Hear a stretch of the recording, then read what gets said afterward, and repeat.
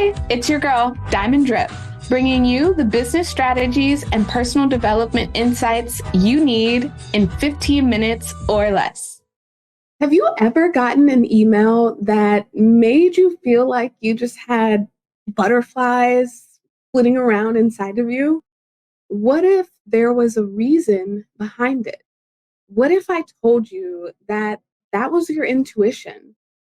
What if we took it a step further and we said that everything you desire is on the other side of permission?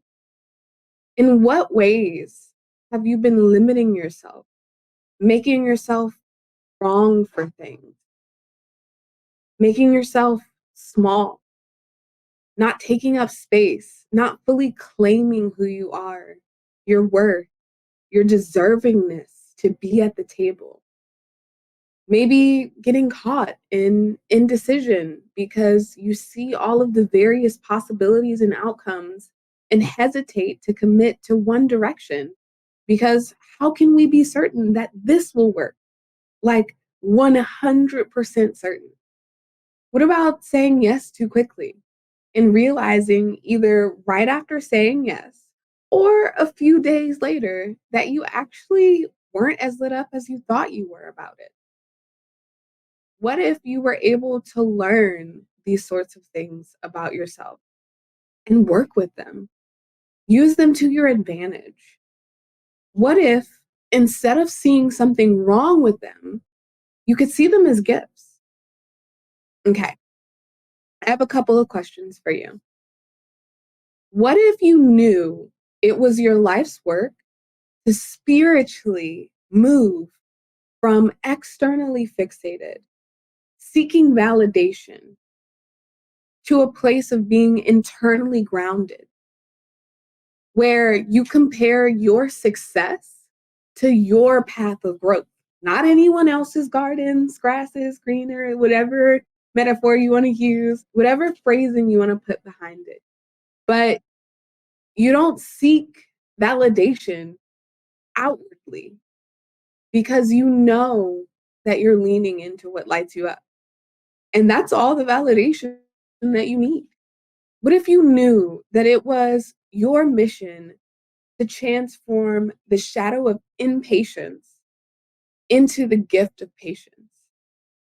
If you could look back and meditate on the lessons your impatience has caused you or forced you to learn, could you think of times where a wiser, more balanced you would have had a thing or two to teach the impatient, immature, smaller parts of ourselves?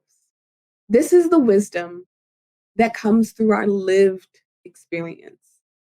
The wisdom that gets trapped in our bodies because we live in a world that prizes the logical mind over our intuition and our inner knowing. Even though most of our decisions pull in pieces of distorted memories that our brains and trauma have warped over time, I'd love to get into 3 tips or 3 questions that will serve you as you become open to experimenting with letting more of you show up authentically, not just in your business, but in your personal life.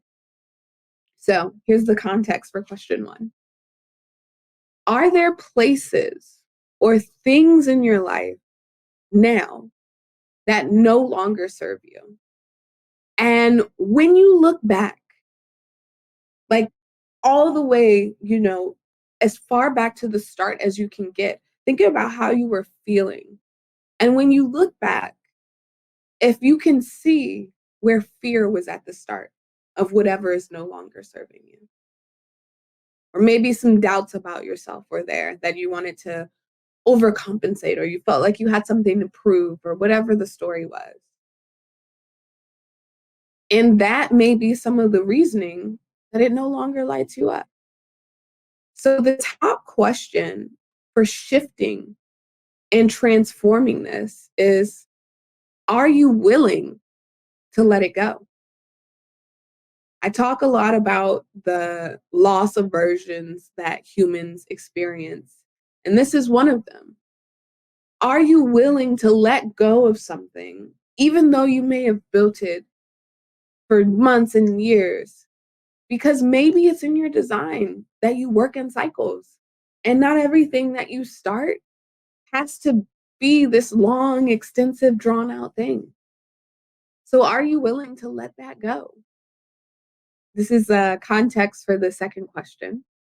Are you saying yes to or taking more on than you'd like to in your business or personally because you fear another opportunity won't present itself? Or maybe you figure this is as good as it's going to get, even if it's mediocre and it doesn't light you up inside. Top question for handling this is, could you be open to the possibility that what's meant for you will never miss you? Could you be open to that sort of thinking? Because when you transition to a mind that says, what's meant for me will never miss me, it starts to create this trust in yourself, in divine timing, in your intuition that you know and can trust whether you have the energy for something. And lastly, a lot of what I said has stemmed from a place of fear or unworthiness.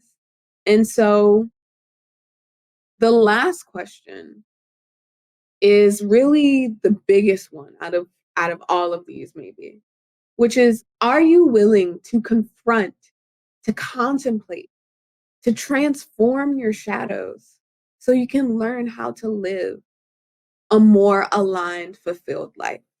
Because that's the only way that breakthroughs are truly going to happen. I'll give you an example from what I'm experiencing, what's coming up for me during this Gene Keys retreat that I'm a part of. We're working on the activation sequence. And one of the things that came up for me was that I always knew that 53 and 54 and the Gene Keys were programming partners. And so I don't know what way I was thinking about it. I guess just in the contemplations, how they activate each other. But it wasn't until I really sat down and looked up the definition of greed, because I know what it contextually and societally has come to mean as a definition and what I've, built my beliefs around based on what I've heard other people, but I never actually looked up the definition. And so when I looked up the definition of greed, and I saw a way that it can be a programming partner for immaturity. And immaturity in this sense is moving from externally fixated to internally grounded. So in my own business, what this means is I am stifling my expansion, my aspirations, when I limit myself in my business to the greed of, will this make me money? Because when I look at my life and I seek that internal groundedness, especially in knowing that I crave simplicity, I have what I need. So the how of, will this make me money right away, doesn't need to be a factor, because if I trust in the divine timing, if I trust in showing up in service with my gifts, with a service-minded heart to expand and transform the lives of people around me, then I won't have to worry about income, because I'll be compensated for my gifts because I'm showing up in service.